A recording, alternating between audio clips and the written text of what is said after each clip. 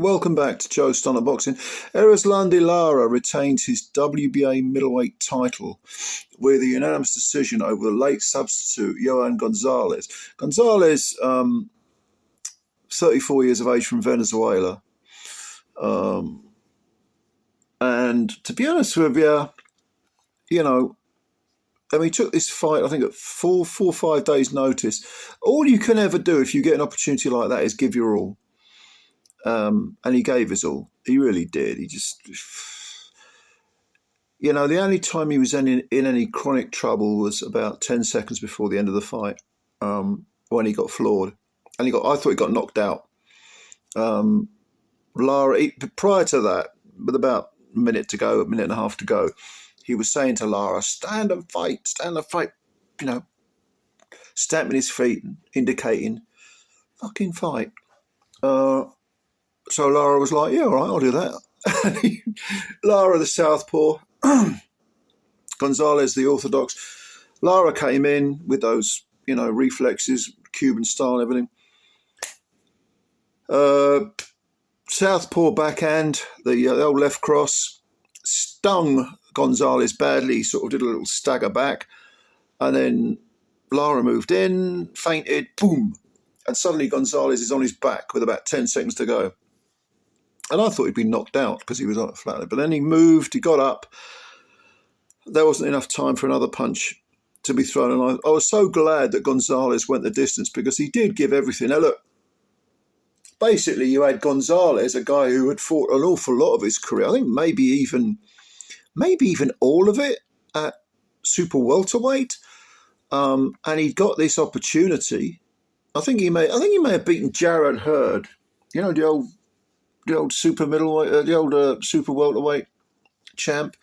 I think he beat a well past his best Jarrett Hurd earlier this year, back in the last year. I think it might be less than a year ago.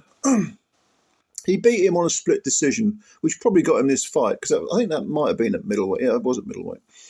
But prior to that, he'd been a 154-pounder. In fact, his last fight at 154 was against Johan Gonzalez, and he got knocked out in 7 rounds, or stopped in 7 rounds. And if you go back 2 fights prior to that, he was stopped in 9 rounds by Jesus Ramos Jr., who was also on this PBC card, beating Shane Mosley Jr. So there's all a little bit of a round robin going on. By the way, Jesus Ramos Jr. was up at middleweight too, winning a WBC interim belt at middleweight against Mosley Jr. And I was trying to think of who the other champions were. And in fact, I thought, WBA, who's the WBA champ? Well, of course, it's Lara. He's on the same bloody card, and I'd forgotten. I forgot. Oh, yeah, of course, it's Lara. But you have to forgive me, because Lara in the past has not been the most exciting of fighters, and he's certainly been very inactive. He fought twice last year. He didn't fight at all in 2023. If you go back 11 years, he fought Canelo, and like a lot of people, I thought he beat Canelo. If you go back 14 years, he fought Paul Williams. Remember Paul Williams?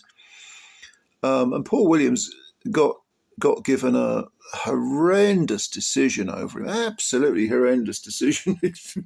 I mean, Lara boxed his head off and Williams got the verdict. It was terrible. I remember that 14 years ago now. But he's also fought people like Ivanis Martirosyan, who passed away only a week or so ago.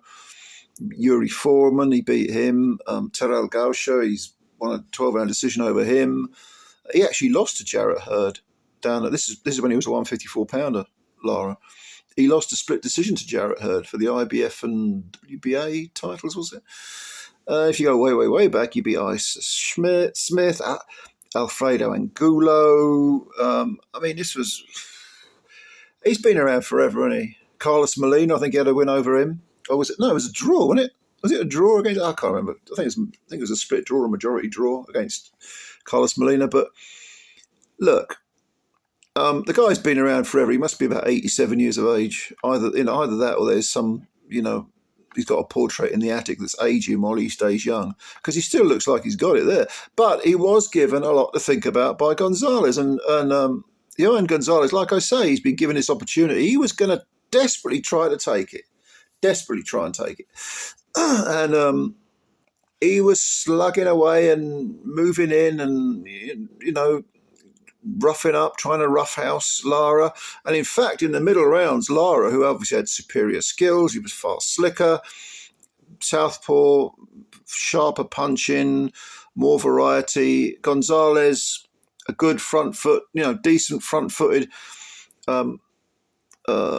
aggressive fighter, was landing punches, was roughing up Lara, was giving him something to think about. And like I said, in the middle rounds, there were moments where Lara's body language, I didn't like the look of it. I didn't like the look of his facial expression. He was showing out to the referee. And yeah, Gonzalez got his attention and made him work.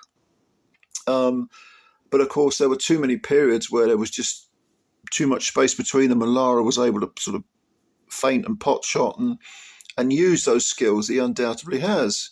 So I don't have a problem with the decision. I thought Gonzalez, he did win a few rounds, but it was just the fact that he gave everything against clearly a more talented fighter, and clearly a fighter who was long settled into the middleweight division. And here was Gonzalez having only it would have been his second fight at middleweight, and he took the fight at 4 or 5 days' notice. So he did everything he can. He can wake up tomorrow and think, this wasn't meant to be. I tried everything.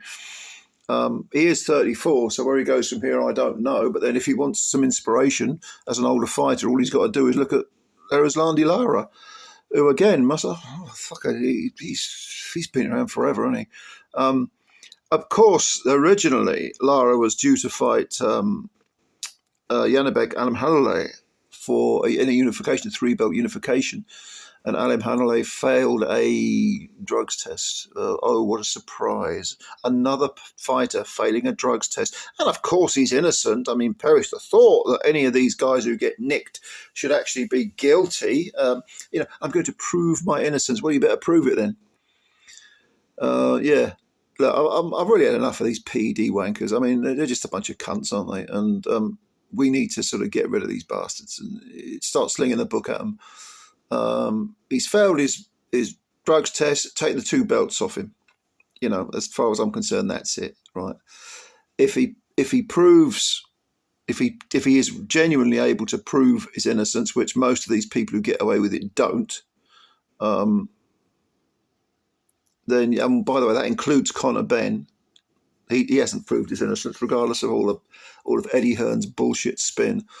But no, I mean, take the belts off them. Take the belts off them. Let's get some unification, because to be honest, that middleweight division is in a right old state, and the way to get it sort of going again is to have unifications, which we were going to have, I know, but get one champ, get one, and if people are fucking around, take the belt off them, take the belts off them, and have some unifications, because that's the only way that people are going to get interested in the middleweight division again. And it is one of the glamour divisions. It's one of the original 8 weight divisions.